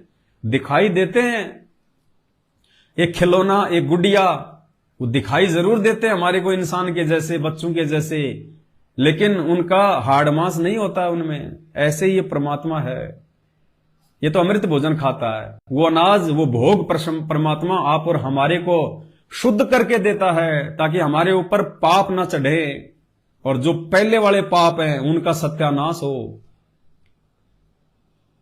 तो दास विनती करेगा, 8 सितंबर के दिन कोई भी भाई बहन, विनती कर सकता हूं भाई, जबरदस्ती नहीं है, आदेश नहीं है, और ना दे सकता मैं आदेश, मैं तो कुत्ता हूं परमात्मा का, आप ही में से एक आपका भगत भाई हूं। मैं विनती कर सकता हूं, प्रार्थना कर सकता हूं परमात्मा के द्वारा की गई प्रेरणा के आधार से। मानना या ना मानना ये आपके ऊपर है भाई, चाहे खूब करो सात संगति 8 सितंबर को, मुझे कोई प्रॉब्लम नहीं है। मैं तो केवल विनती कर सकता हूं कि 8 सितंबर को कहीं भी सात संगति में ना जाएं। अगर किसी ने रखवाली है तो भी ना जाएं। और कोशिश करो, जिसके घर में संघर्ष है वो भी कोशिश करो, जिसके घर में भोग नहीं लगाने दिया जा रहा वो भी कोशिश करो उस दिन परमात्मा को जैसे तैसे करके लुक छुप के भोग लगाने का। फिर कौन से दिन संघर्ष करोगे? कौन से दिन संघर्ष के समय में संघर्ष नहीं करोगे? कौन से समय करोगे? बच्चा यदि पढ़ाई के समय में पढ़ाई नहीं करेगा तो क्या परीक्षा में पढ़ाई करेगा? तो भाई आज भी अगर आप भोग नहीं लगा पाए, इतना भी संघर्ष यदि आप अपने घर में नहीं कर पा रहे हैं, तो भाई फिर कौन से दिन करोगे? क्या दूसरों के जा जाके नित्य नियम करोगे? दूसरों के घर जा जाके भोग लगाओगे? दूसरों के घर जा जाके भक्ति करोगे? और संघर्ष करोगे तो परमात्मा साथ देगा, नहीं तो परमात्मा देगा भी नहीं साथ, चाहे तुम कितना ही दूसरों के घर पे जा जाके भोग लगा लो। तो भले कैसे भी लगाओ, भले हलवा ना बने 8 सितंबर को, यदि आपके घर में आपका ज्यादा विरोध है तो। अरे आपको तो रोटी मिलती होंगी उस घर में खाने को, वो जैसी भी रोटी मिल रही है उन रोटियों का लुक छुप के, जैसे भी, चाहे बाथरूम में जाके नहाने के बहाने बाथरूम में जाके और चुप चुप धीरे धीरे होठ हिला के हल्के हल्के, और रोटी का टुकड़ा ही रख दो तुम, परमात्मा भाव देखेगा। और रोटी का टुकड़ा रख के परमात्मा को समर्पित करके, और चाहे छोटी छोटी भोग की आरती के साथ में भोग लगा देना परमात्मा को, तब परमात्मा आएगा, तब दया करेगा। सुदामा श्री कृष्ण जी का कितना प्रिय मित्र भी था और उसका भगत भी था। श्री कृष्ण राजा, श्री कृष्ण और सुदामा भीख मांगता था। क्या श्री कृष्ण जी को नहीं पता था इस बात को? लेकिन एक नियम है यहां परमात्मा का कि देते को हरि देत है, जहां तहां से आण अण देवा मांगत फिरियो, फिर साहिब सुने ना कान। जब तक उस गरीब सुदामा ने 3 मुट्ठी चावल की भून के उसके खील बना के, और जब तक श्री कृष्ण जी को नहीं खिला दी, जब तक श्री कृष्ण जी ने वो नहीं खा लिया अपने भगत का, तब तक श्री कृष्ण जी ने सुदामापुरी नहीं रची थी। सुदामा को गरीब से अमीर नहीं बनाया, वरना ये काम तो श्री कृष्ण जी पहले भी कर सकते थे। कौन सी बड़ी बात थी अपने एक मित्र का मकान बनवा देना, उसके घर में साल 10 साल 20 साल का राशन पानी डलवा देना, कौन सी बड़ी बात थी उसके लिए? लेकिन यहां के भगवान भी अपना नियम नहीं तोड़ते कि देते को हरि देत है, जहां तहां से आण अण देवा मांगत फिरियो, साहिब सुने ना कान। तो 3 मुट्ठी चावल, अब उसने हलवा नहीं लगाया, उसने 56 प्रकार के भोग नहीं लगाए, जबकि दुर्योधन जैसे 56 प्रकार के भोग खिलाते थे। लेकिन परमात्मा का नियम है, एक रूल है, चाहे लूखी सूखी रोटी का भोग लगा दो, लेकिन भाव से लगाओ, तब परमात्मा देगा। तो भाई चाहे कैसे भी करो, करना पड़ेगा। अपने घर पे रह के भोग लगाओ परमात्मा को, कहीं भटकने भरमने की जरूरत नहीं है। 8 सितंबर के दिन कहीं सात संगति में जाने की जरूरत नहीं है। और कोशिश करो जिस जगह पे, जिस घर पे लगातार सात संगतियां हो रही है हर महीने, वहां मत जाओ। ध्यान से सुन लो कान खोल के, एक ही भगत का ठेका नहीं है कि एक ही भगत के घर पे सात संगति होगी, नहीं। आज आपने करवा ली, अगले महीने किसी और भगत ने करवा ली, उसके अगले महीने किसी और भगत ने करवा ली। हर भगतों के घर पे सात संगति रखो, जिनके घर पे विरोध ना हो, जिनके घर पे सभी उपदेशी हों।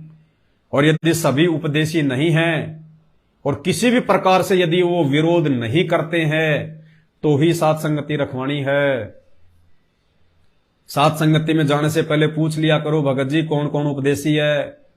वो कहते भगत जी बस मैं उपदेशी हूं, मेरी भगतमती उपदेशी है, मेरे सास ससुर उपदेशी नहीं है, एक मेरा देवर भी रहता है वो भी उपदेशी नहीं है, हैं भगत जी विरोध नहीं करते हैं। फिर भी सोच समझ के कोशिश हमारी यही होनी चाहिए सबसे पहले तो वर्तमान में, कि साध संगति केवल उसी घर में रखवानी चाहिए, उसी घर में होनी चाहिए जिस घर में पूरे उपदेशी हैं और अनुपदेशी उस घर में कोई भी ना रहता हो, और थोड़ी खुली खुली जगह हो। 150 भगत आ जाएं, 10-20 भगत आ जाएं, तो कम से कम लैट्रिन पानी की अच्छी व्यवस्था हो। ये ना सोचा करो कि मेरे घर पे साध संगति, मेरे घर पे रखवा लूं साध संगति, एक लैट्रिन बाथरूम ढंग का नहीं है और फिर 100 भगत आ गए, बताओ वो क्या करेंगे भाई। तो साध संगति रखवाने मात्र से परमात्मा प्रसन्न होंगे या साध संगति रखवाने मात्र से आपको कोई पुण्य मिल जाएगा, इस बात को भूल जाना। साध संगति अपने घर पे रखवाने का कोई विशेष पुण्य नहीं है। वो तो जितना आपको मिलेगा उतना ही आने वाले को मिलेगा, बराबर मिलेगा, आपको कोई विशेष नहीं मिलेगा। कहीं आप सोचो कि मुझे विशेष पुण्य मिलेगा, बिल्कुल नहीं मिलेगा। और यदि आपने साध संगति रखवाई, भगतों की सुविधा का ध्यान नहीं रखा, क्योंकि भगतों को यह सोच के चलना कि भगत नहीं आ रहे, भगवान आ रहे हैं, ये भगत ना समझना। एक क्या कहते हैं परमात्मा, एक ब्राह्मण को भोजन खिलाना। कौन से ब्राह्मण को? ब्राह्मण सोई जो ब्रह्म पहचाने, असली ब्राह्मण, असली पंडित, पंडित सोई जो पिंड की जाने, यानी जिसको सृष्टि रचना का पता है, जिसको आत्म ज्ञान है, उसको कहते हैं असल में पंडित। जाति से कोई पंडित नहीं होता, जाति से कोई ब्राह्मण नहीं होता। असली ब्राह्मण है ब्राह्मण सोई जो ब्रह्म पहचाने, जिसने भगवान को पहचान लिया। तो असली पंडित और असली ब्राह्मण यदि इस सृष्टि में कोई है तो सतगुरु रामपाल जी के शिष्य हैं। वो चाहे शूद्र जाति से हो, तुम्हारे जो वर्ण है 4, वो चाहे ब्राह्मण वर्ण से हो, चाहे शूद्र वर्ण से हो, चाहे वैश्य वर्ण से हो, या चाहे किसी और वर्ण से हो। असली ब्राह्मण, असली पंडित इस सृष्टि में, इस पृथ्वी पर सतगुरु रामपाल जी के शिष्य हैं। वो जाति वाले ब्राह्मण और पंडित असली ब्राह्मण नहीं है। हां, जो जाति से ब्राह्मण है और पंडित है, वो यदि संत रामपाल जी का भगत है और मर्यादा में है तो वो भी पंडित है, वो भी ब्राह्मण है, लेकिन मात्र जाति आधार से कोई पंडित या ब्राह्मण नहीं है। अरे पंडित तो रावण भी था, फिर क्यों जो है कुत्ते वाली मौत हुई? पंडित तो भगत प्रहलाद का बाप हिरण्यकश्यप भी था, फिर क्यों जो है कुत्ते वाली मौत हुई? तो इसलिए परमात्मा कहते हैं ब्राह्मण बाणा और कर्म कसाई, और हिरण्याकुश ने छाती तुड़वाई। ब्राह्मण बाणा यानी अपने आप को ब्राह्मण समझ रहा था वो, और उसके जो कर्म थे वो कसाई के जैसे थे। अपने ही बेटे को जो भक्ति कर रहा था उसको परेशान कर रहा था, प्रजा में जो है नाजायज करता था। तो कहते हैं ब्राह्मण बाणा और कर्म कसाई, हिरण्याकुश ने छाती तुड़वाई। तो असली ब्राह्मण, असली पंडित सतगुरु रामपाल जी भगवान के शिष्य हैं। तो भाई और बहनों, जब भी आप साध संगति में जाते हो तो आपने पूरी की पूरी जो है पंडिताई दिखानी है, ब्राह्मणपना दिखाना है पूरा। ब्राह्मणपना और पंडिताई मतलब एक भगत के गुण दिखाने हैं आपने। आप ये सोच के ना जाना कि मैं किसी भगत के घर पे जा रहा हूं, आप ये सोच के जाना कि मैं परमात्मा के आश्रम में जा रहा हूं।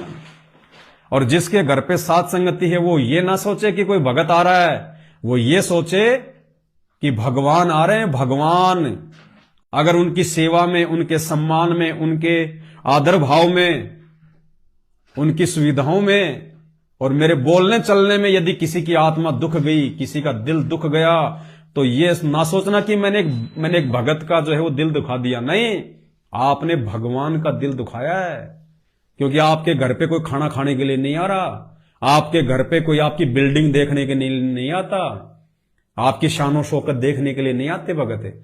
भगत आते हैं परमात्मा की चर्चा के लिए, गुरुदेव भगवान की महिमा के लिए, परमात्मा को भोग लगाने के लिए, बैठ के उनकी महिमा करने के लिए। तो साध संगतियां जल्दबाजी में मत रखवाया करो। किसी भी कारण से किसी भगत की आत्मा दुख गई आपके कर्म या आपके कुबोल के कारण, तो जितना आप लाभ लेने की सोच रहे हो ना, उससे लाखों गुना ज्यादा नुकसान उठा बैठोगे। नुकसान, ये दास कोई पागल है क्या? अरे ये पवन दास पागल है क्या, जो 8 साल हो गई मैंने मेरे घर पे कभी साथ संगति नहीं रखवाई। क्यों नहीं रखवा रहा? क्योंकि मैं अभी अपने आप को भगत नहीं मान रहा, मैं अभी अपने आप को सभी विकारों से दूर नहीं मान रहा। इसलिए दास डरता है कि कहीं उनकी सेवा में कोई त्रुटि ना रह जाए, कहीं मेरे से कोई गलती ना हो जाए। इसलिए दास 8 साल से कहीं कोई साथ संगति नहीं रखवाई मैंने। नहीं, दास भी रखवा सकता है साथ संगति, और जिस दिन दास के घर पे साथ संगति होगी उस दिन तो लाखों की संख्या में आएंगे, लाखों की संख्या में। तो दास कोई पागल थोड़ी है भाई, लेकिन दास डरता है परमात्मा से। और तुम लोग भगत जी मेरे घर पे मेरे घर पे मेरे घर पे लड्डू जलेबी थोड़ी है। इन बातों पे थोड़ा विचार करो भक्तों, विचार करो। परमात्मा ने हमें सद्बुद्धि दी है, तत्व ज्ञान दिया है, मानव शरीर दिया है। जो भी आध्यात्मिक क्रिया करें सोच समझ के करें। कि देखा देखी में भोग लगाना, देखा देखी में साथ संगति रखवाना, मनमानी करना। अब क्या खिलाओगे तुम भगवान को? हैं? क्या खिलाओगे? अगर असल में तुम भोग लगाने वाले हो, असल में कि मैं तो भगवान को हर प्रकार की मिठाइयों का भोग लगाऊंगा, तो मेरे भाई भोग आरती में जो आता है ना, बद्री बेरम तूत सिरम एता भोग भुगावे कोई परमात्म के चढ़े रसोई, उसमें कितने प्रकार के व्यंजन है? तुम तो नाम भी नहीं जानते उनके, यहां मार्केट में मिलेंगे भी नहीं। ऐसे ऐसे नाम है तुम जानते भी नहीं कि ये भोग कौन सा है, ये कौन सा भोज्य पदार्थ है। और फिर मालिक कहते हैं एता भोग भुगावे कोई तो परमात्म के चढ़े रसोई। अगर इतने प्रकार के भोग तुम अपने गुरु जी को लगाओगे जो ऊपर लिखे हुए हैं भोग की आरती में, तो मानना कि भगवान को भोग लगा है। गुलाब जामुन बना रहे हैं, रसगुल्ले बना रहे हैं, नहीं, ये परमात्मा भाव का भूखा है। यदि आपके पास मर्यादा नहीं है, आप ज्ञान से कमजोर हैं, तो परमात्मा को चाहे कितने रसगुल्ले रसमलाई का भोग लगा लो, बिल्कुल व्यर्थ है, निरर्थक निरर्थक है। तो दास ने यह प्रार्थना की थी आप सभी भाई बहनों से कि 8 सितंबर को यदि आप अपने घर पे भोग लगा रहे हैं, किसी साथ संगति में नहीं, यदि आप अपने घर पे गुरु जी को भोग लगा रहे हैं, और उस दिन यदि आप अपने घर पे कोई मिठाई बनाते हैं, उस चीज का भोग लगाओ गुरु जी को। घर पे भोग लगा के आप गुरु जी को लगाओ, वो आपके भाव, आपकी श्रद्धा, वो चाहे आप कितने जो है मतलब व्यंजन बनाओ, लेकिन उसका लोक दिखावा नहीं होना चाहिए। दूसरे भक्तों को नहीं बुलाना उस दिन कि आ जाओ मेरे घर पे गुरु जी को भोग लग रहा है। आप दोषी हो जाओगे परमात्मा के, क्योंकि जो भगत अपने घर पे भोग लगा सकता है उसको तुम अपने घर पे बुला रहे हो 8 सितंबर के दिन। अरे 8 सितंबर को एक ही जगह पे परमात्मा की वाणी गूंजे, परमात्मा को भोग लगे, और एक 8 सितंबर को घर घर में हर जगह परमात्मा को भोग लगे, ज्योत जले, आरतियां हो, सत्संग हो। और यथार्थ भक्ति बोध के सरलार्थ में गुरुदेव ने क्या बताया? भाई और बहनों, हमें जो ये 3 समय की आरती जो दी है भगवान ने, भोग की आरती दी है भगवान ने, जो मंत्र जाप दिए हैं भगवान ने, उसके अनुवाद में सतगुरु रामपाल जी भगवान ने लिखा है कि भगत जब आरती करता है वो तीनों लोकों में गूंजती है। हम जो सुबह का नित्य नियम करते हैं, असुर निकंदन रमैणी करते हैं, संध्या आरती करते हैं, गुरुदेव को भोग लगाते हैं, मंत्र जाप करते हैं, चाहे सूक्ष्म रूप से या चाहे बोल के, तो गुरुदेव कहते हैं कि वो भगत के मुंह से निकली वो वाणी, वो शब्द, वो आरतियां तीनों लोकों में गूंजते हैं। खंड खंड में आरती गाजे, सकलमयी हर ज्योत विराजे। संध्या आरती में पढ़ते हैं ना, खंड खंड में आरती गाजे, यानी भक्तों के घर में जो आरती हो रही है पूर्ण परमात्मा सतगुरु रामपाल जी भगवान की, कहते हैं खंड खंड में वो गुंजायमान हो रही है।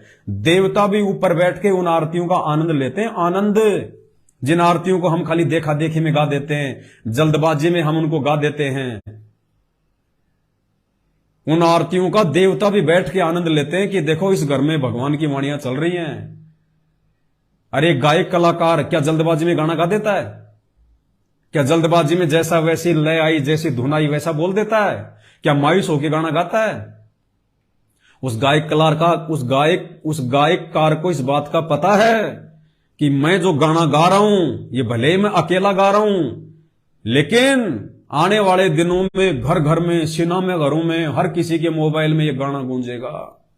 और इस गाने में यदि कोई त्रुटि रह गई तो मेरी बेइज्जती हो जाएगी कि उसको ढंग से गाना भी नहीं आता, वो फिल्म जो है वो फेल हो जाएगी। तो भाई और बहनों, इसी प्रकार हम जो परमात्मा की आरती करते हैं, मंत्र करते हैं, उनकी हम जो महिमा करते हैं, हम सात संगतियों में उनकी चर्चा करते हैं, तीनों लोकों में ये आरतियां गूंज रही हैं, तीनों लोकों में। तो छोटी बात नहीं है, हमने विशेष श्रद्धा और भाव के साथ में इन आरतियों को करना है। तो 8 सितंबर को कहीं कोई सात संगति नहीं रखवानी है। 8 सितंबर के बाद में आप कहीं भी रखवाएं, आपकी मर्जी। और सात संगतियों के जो नियम है, जो मर्यादा है, वो दास आपको बीच बीच में बताता रहता है। जल्दबाजी में कोई भी डिसीजन ना लें, जल्दबाजी में कोई भी सात संगति ना करवाएं। लाभ के बजाय उल्टा नुकसान हो जाएगा, उल्टा नुकसान। और लाभ के लिए, फायदे के लिए यदि आप सात संगति रखवा रहे हैं तो आप सबसे बड़े मूर्ख आदमी हैं। यदि आप सात संगतियों से लाभ चाहते हैं तो फिर आपको भक्ति का लाभ नहीं मिलेगा, फिर आपको नित्य नियम का लाभ नहीं मिलेगा, आपको सुमरण का लाभ नहीं देगा भगवान। सात संगतियों की शुरुआत केवल इसलिए हुई है कि सतगुरु रामपाल जी भगवान के जेल से बाहर आने से पहले पहले, और वर्तमान में उनके नाम से उनके परिवार ने जो धर्म को धंधा बना लिया, लाखों की संख्या में भगत समाज बेचारा अज्ञानता में, ना समझे में उनके पीछे लग के अपने कर्म बिगाड़ रहा है। उन भाई बहनों को समझाने की दृष्टि से, उनको सच्चाई बताने की दृष्टि से, भगवान के विषय में बताने की दृष्टि से, एक माध्यम के रूप में, एक ऑप्शन के रूप में हमने सात संगतियों को चुना है। साध संगति रखवाने से लाभ मिलेगा, फायदा मिलेगा, ये नहीं है, ये छोटी सोच है। ये तो केवल एक मकसद है, एक माध्यम है सात संगति। इसके बहाने हम एक जगह इकट्ठे हो रहे हैं। इकट्ठे होके हम अपने मन में जो भी संदेह और शंका भक्ति और भगवान के प्रति है, या कोई नया भाई बहन आता है, उसको समझाने के लिए है। बाकी सात संगति मेरे घर पे रखवाऊंगा, मुझे लाभ मिलेगा, जिंदगी में नहीं मिलेगा। लाभ उतना ही मिलेगा जितना दूसरे भाई बहनों को भी मिलेगा, दूर से आने वाले को भी मिलेगा, उसको भी उतना ही मिलेगा और तुम्हें भी उतना ही मिलेगा। 1% भी इधर उधर परमात्मा ज्यादा कम नहीं करेगा। फिर तो सभी सात संगतियां रखवाने लग जाएंगे, अपने घर पे रखो, फिर भक्ति कौन करेगा? सात संगतियां रखो। तो इस गलतफहमी में ना जीना। दास को बीच बीच में आके ये बातें आपको समझानी पड़ती है, बोलनी पड़ती है। तो विनती है भाई और बहनों, हम इस दुनिया से डिफरेंट हैं। हमारा मार्ग इस दुनिया के प्रचलित मार्ग से अलग है। दुनिया तो जागेगी तब जागेगी, उनको तो समझ में आएगा, तब तक तो ठोकरों पे ठोकर लग चुकी होगी। आप और हम पे परमात्मा ने मेहर करके पहले दया बख्श दी, तो हमने गलती नहीं करनी है। तो उपरोक्त जितनी भी बातें परमात्मा ने इस छोटी सी साध संगति में, देखो ये भी तो साध संगति हो रही है। आप 400-500 भाई मिलके देख रहे हैं, दास अकेला बोल रहा है, परमात्मा आशीर्वाद देके बुलवा रहे हैं, ये भी तो साध संगति है। ये भी तो परमात्मा की चर्चा कर रहे हैं हम साधु भाई बहन आपस में मिलके, संत भाई बहन आपस में मिलके हम भगवान की तो चर्चा कर रहे हैं। इसी को तो साध संगत कहते हैं। तो साध संगत चाहे दो भाई बहन मिलके आपस में परमात्मा की चर्चा करें, वो भी साध संगति है। अब दास गया तो था बिहार में साध संगति के लिए, जो कि सिवान में थी। परमात्मा ने प्रेरणा नहीं की, दास नहीं जा पाया और उस बहन के घर पे चला गया। 2 दिन वहां रहे, 1-2 भगत आ गए। नेपाल से हमारी मुन्ना बहन आई हुई थी, नेपाल से हमारे 4-5 बहन भाई और आए हुए थे। तो हम 8-10 भाई बहन हो गए थे। 2 दिन वहां रहे, दिन रात परमात्मा की चर्चा चली, दूसरी कोई चर्चा नहीं। तो वो भी तो साध संगति थी। साध संगति का मतलब ये नहीं कि भीड़ आएगी तो साध संगति होती है, नहीं। भीड़ का साध संगति से कोई लेना देना नहीं। 2 भगत भाई बहन मिलकर परमात्मा की चर्चा कर लें, वो भी साध संगति है। तो बस ये 2-4 बातें थी जो आप भाई बहनों को बतानी थी। और तीसरी सबसे जो इंपॉर्टेंट बात है, 8 सितंबर 2023 को जब परमपिता परमेश्वर जी को भोग लगेगा, तो कोशिश करना आप सभी भाई बहन, कोशिश कीजिएगा आप सभी भाई बहन 10 बजे तक परमात्मा को भोग लगा लें। 8 सितंबर को 10 बजे तक आप गुरुदेव भगवान को भोग लगा लें, कोशिश कीजिएगा। क्योंकि 11 बजे फिर दास लाइव आएगा, क्योंकि परमात्मा के लिए बेड भी लेके आना है, परमात्मा का दरबार भी बनेगा, मालिक के जो वस्त्र हैं वो भी परमेश्वर को भेंट किए जाएंगे, जो कि हम सब की तरफ से होगा। तो सभी भाई बहन फिर 11 बजे दास के इसी Facebook page Pawan Das is live पर लाइव जुड़े, और उस दिन हम सब भाई बहन मिलके भी परमात्मा को भोग लग जाएगा। अपने अपने घर पे तो हम लगाएंगे, और जितने भी भाई बहन भोग लगाएं, आप कोशिश करें फेसबुक पर लाइव जरूर आए, लाइव वीडियो चला दें। अगर आपके वहां पे नेट कमजोर है तो पहले आप वीडियो बना लें मोबाइल से, उसके बाद में उसको लाइव चला दें, अपने फेसबुक पे डाल दें, यूट्यूब पे डाल दें। और जब आप वीडियो जब आप कोई भी वीडियो आप डालते हैं भाई और बहनों, कभी भी कोई भी वीडियो आप शंका समाधान की पुस्तक का लिंक जरूर डालें। नीचे ऊपर छोटा सा मैसेज लिख दें, जिस भी पॉइंट पे आप लाइव आते हैं या वीडियो बना रहे हैं, कोई भी वीडियो है, छोटा सा उसका नाम कि वीडियो जो है ये किस विषय को लेके है, और जस्ट नीचे दास ने अपने हर वीडियो में आप देखना ऊपर पेज पे उसमें लिख रखा है मर्यादा के लिए पढ़ें पुस्तक शंका समाधान, नीचे उसका लिंक है। तो आप भी छोटा सा ऊपर मैसेज, ज्यादा बड़ा नहीं, छोटा सा एक लाइन का, और नीचे फिर दास ने अपने इस वीडियो के ऊपर टाइटल में जो डाल रखा है कि मर्यादा के लिए पढ़ें पुस्तक शंका समाधान, उसको आप जी कॉपी करके उस लिंक को और उस छोटे से मैसेज को आप जी अपने हर वीडियो के ऊपर टाइटल में जरूर लगाएं, जरूर डालें। क्योंकि शंका समाधान की पुस्तक वैसे लाखों की संख्या में भगत भाई बहन जो है वो पढ़ चुके हैं, पढ़ रहे हैं। अब जैसे वीडियो है हम डालते हैं, हर वीडियो के ऊपर टाइटल है, लाखों लोग वीडियो देखते हैं, तो लाखों लोग लिंक को खोल के भी देखते हैं। और जो हमारे भगत भाई बहन होंगे वो उस पुस्तक को जरूर पढ़ेंगे। और हमारी कोशिश है कि सतलोक आश्रम मैनेजमेंट हरियाणा से जुड़े हुए भाई बहनों तक हमने ज्यादा से ज्यादा इस जो पुस्तक है शंका समाधान, इसको पहुंचाना है, उसका लिंक पहुंचाना है। जगत वालों को यह समझ में नहीं आएगी अभी। जगत वालों को तो पहले परमात्मा से जुड़ना पड़ेगा, उनके सत्संग सुनने पड़ेंगे, उसके बाद उनको समझ में आएगी ये पुस्तक। ये पुस्तक केवल भगत भाई बहनों के लिए है। और जिन जिन भगत भाई बहनों के पास में पुस्तक आ चुकी है, पहुंच चुकी है, तो भाई और बहनों देखो कितना खर्चा करके 60 रुपए का ये कोरियर लगता है, और कई हजारों की संख्या में आप लोगों के पास में हमने कोरियर से साथ संगतियां भिजवाई है, कई लाखों रुपए कोरियर भेजने पे लगे हैं। तो ये सेवा है परमात्मा की, आपकी जिम्मेदारी बनती है आप उस पुस्तक को पढ़ें, उस पुस्तक में जो बातें लिखी हुई हैं उनको आप अपने जीवन में लागू करें, उस अनुसार उन छोटी छोटी बातों को ध्यान में रख के हम भक्ति करें परमात्मा की। तो 11 बजे 8 सितंबर को दास जो है भोग की आरती के समय लाइव आएगा, लाइव परमात्मा को भोग लगेगा।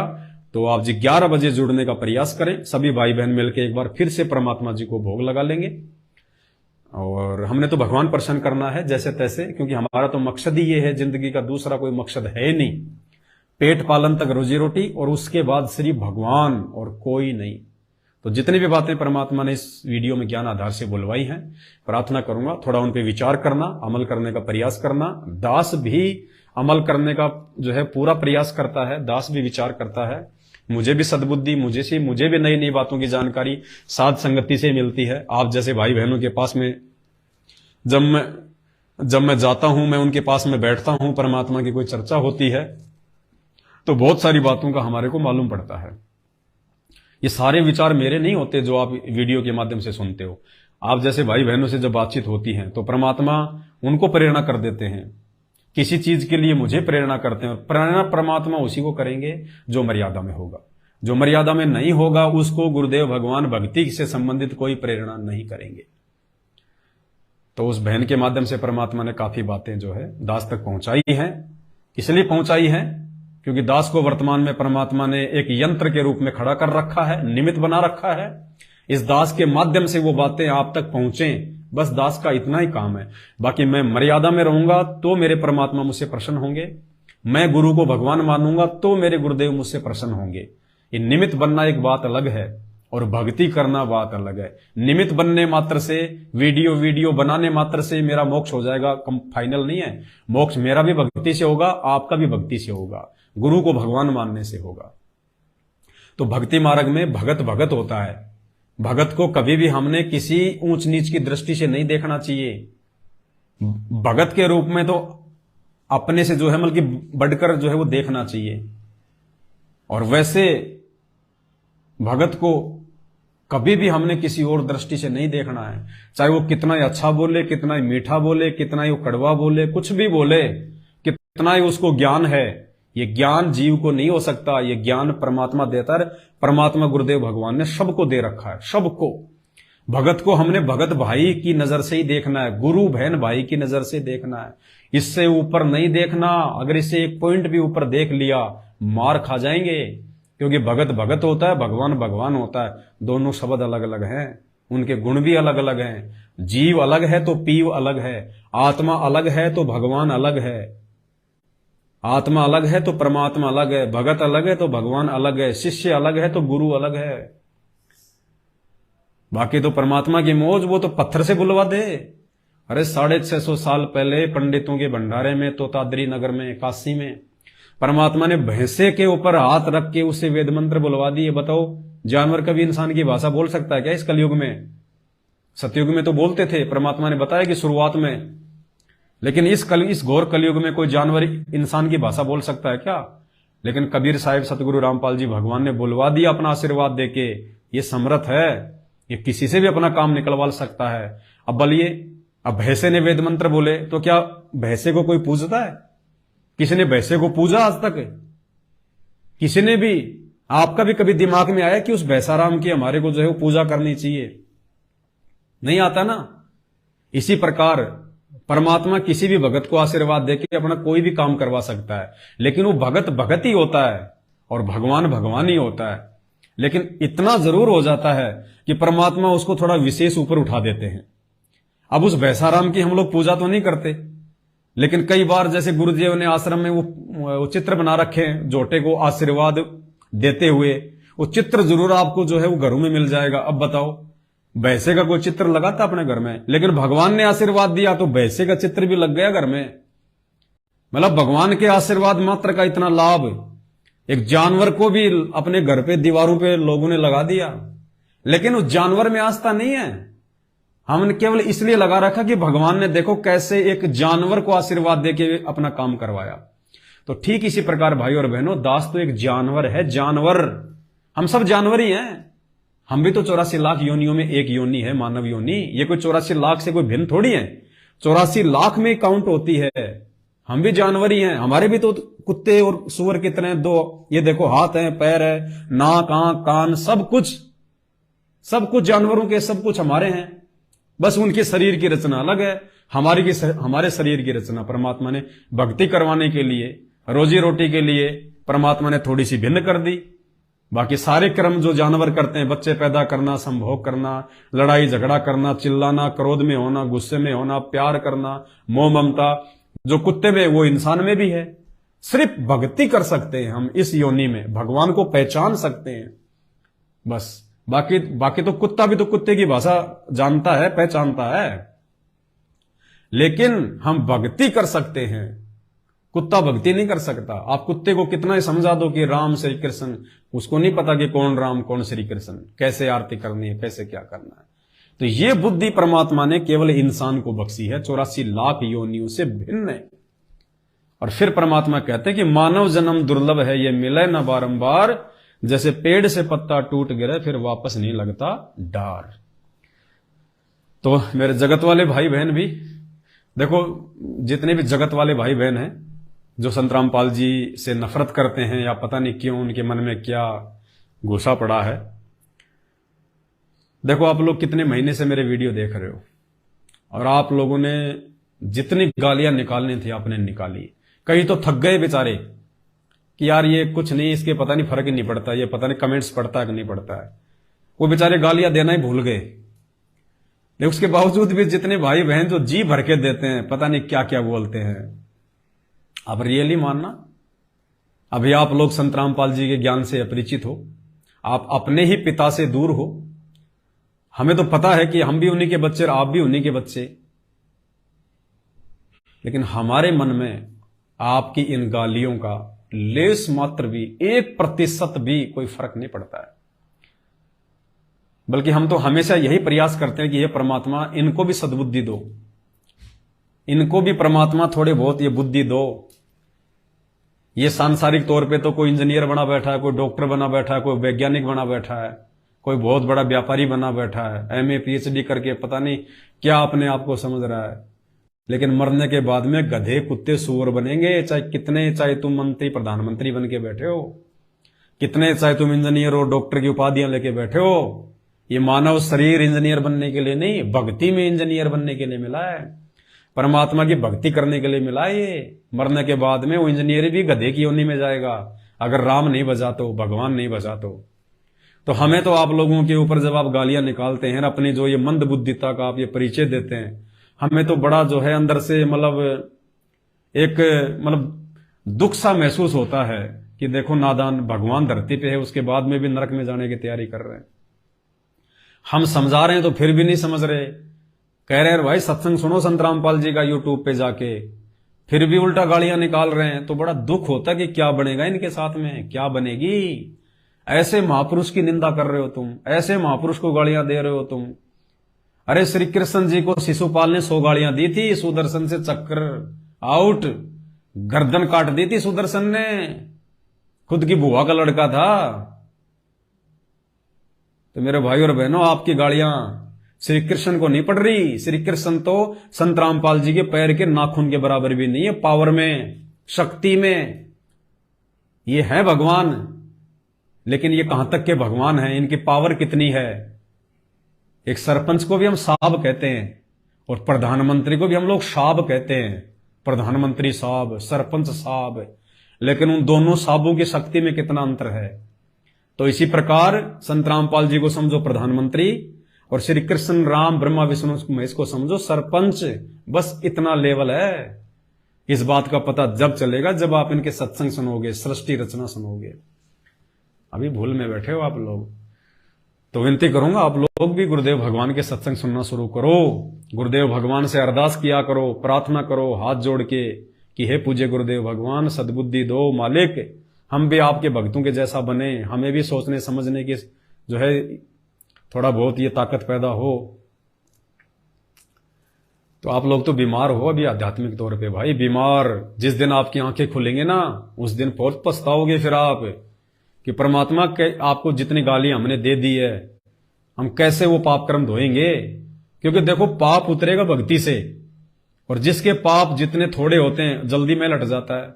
तो इसलिए हम मना करते हैं कि आज तुम जो गालियां निकाल रहे हो, कल को उनके शरण में आ भी गए तो भगवान तुम्हें माफ तो कर देगा, शरण में तो ले लेगा, लेकिन जो पाप कर्मों का पारा जो तुम चढ़ा रहे हो ना, ये तो तुमने खुद ही उतारना पड़ेगा।